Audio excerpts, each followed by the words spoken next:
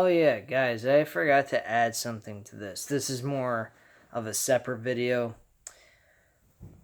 After the ending of NXT Takeover Portland, this really leaves a lot of questions of what could happen going into NXT Takeover Tampa.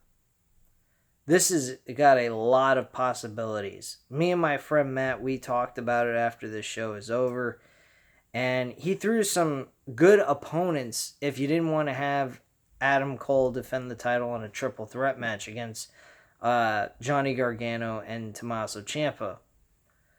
One opponent would be Finn Balor. The other opponent would be Velveteen Dream. Now, granted, Velveteen Dream's having a match with Roderick Strong on Wednesday night, which would be a good idea for him to win that match, number one.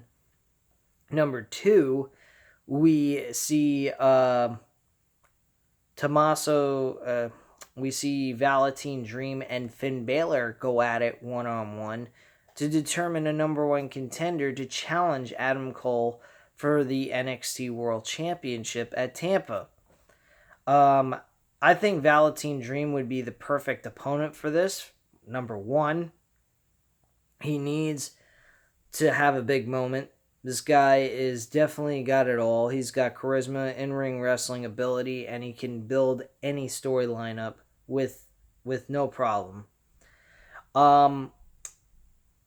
So that's the number one thing. The other thing is, what are they going to do to jump the ante with Johnny Gargano and Tommaso Ciampa? I personally feel that this has a lot of possibilities. They could do 3 stages of hell. They could do Iron Man match for an hour.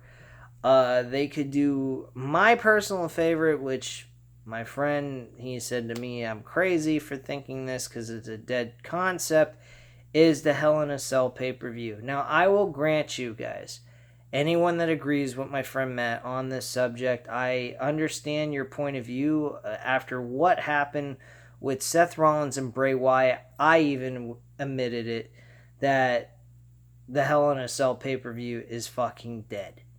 And it's dead simply because of how it was used. In this situation, you really can't say Hell in a Cell wouldn't benefit this storyline.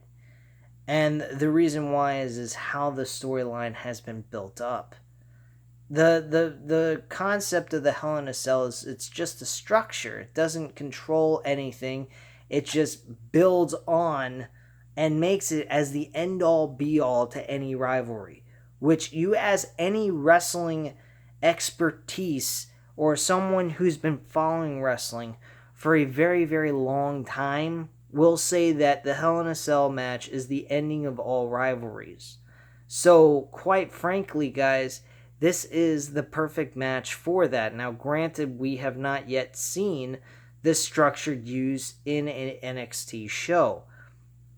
So, I'm wondering if that is ever going to happen. The only structure we have ever seen used was the War Game structure that they have built and the Steel Cage match with Samoa Joe and Finn Balor. So that's the only thing that we have seen used so far in this company, or actually on this brand of WWE. Personally, I think, like I said, Hell in a Cell would be good, but if they don't move forward with that kind of idea, I think Iron Man match would be good.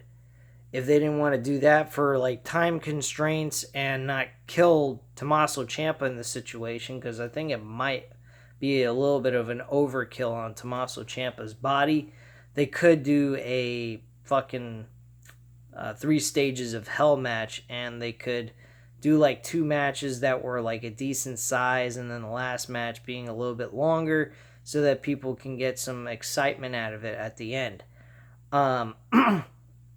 So that could be another option they could go with. I wouldn't have a problem with either of those 3 options that they could go with, but they have to jump the ante on this match. This cannot be just a regular singles match. That is where my problem would be with this whole situation, because it would feel too just like a normal match. And this doesn't deserve a normal match type feel. These two guys have been trying to kill each other for the last 2.5 years. So at this point, they need a match that will be the end all be all to this rivalry and put it to rest.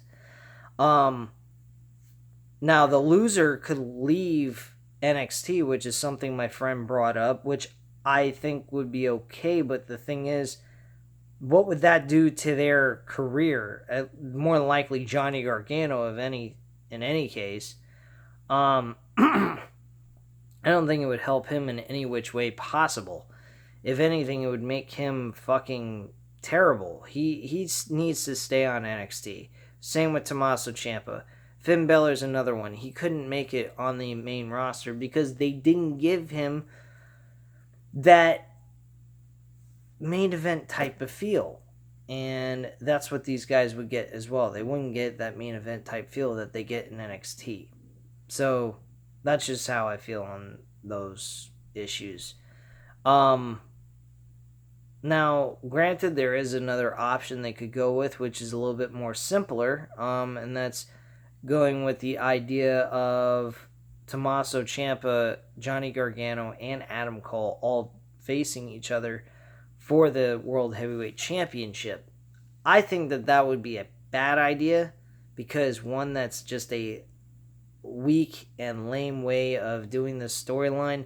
They should challenge themselves and give people the ability to kind of fantasize where the storyline will go and what will happen and keep them guessing until they finally want to reveal where they're going to go with it within a couple of weeks before Takeover Tampa. So that's just how I kind of look at this overall aftermath to this pay-per-view that I kind of want to throw at you guys and tell you a little bit about. I know this wasn't a super long video, but I ain't got a lot to say tonight. I am extremely tired, and I just got work tomorrow on top of it. So leave your comments and opinions down below. Tell me what you guys think about the World Heavyweight Championship situation, where they should go with that, and also about Johnny Gargano and Tommaso Ciampa, whether or not they should just make it a triple threat match, simplify it, that's it, or they should separate the two, make Johnny Gargano and Tommaso Ciampa go in a serious match where it will be the end-all be-all to this rivalry and put it to rest, and so forth, and tell me what match you guys probably would prefer them using. Think of any match you can think of and let me know. I'll get back to you on that. Hit the like button if you liked the video, and hit the subscribe button if you're not subscribed to the channel, and I thank you very much again for watching. Bye.